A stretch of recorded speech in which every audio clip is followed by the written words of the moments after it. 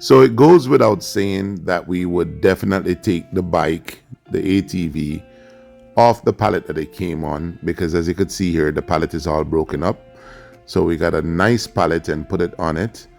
And as you can see here as well, one of my guys is going to strap it up. So we're going to push this plastic strap underneath the pallet, coming back over the top, and we're going to completely strap the frame that the ATV is in. We're going to strap it onto this new pallet, after which we're going to take the surrounding cardboard, we're going to put back on it. We're going to run tape all over the cardboard, then shrink wrap around it.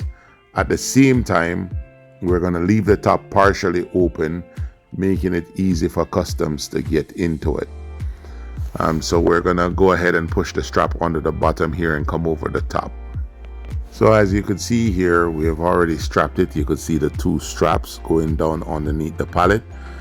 And we've, put the cardboard back on, tape it in some areas.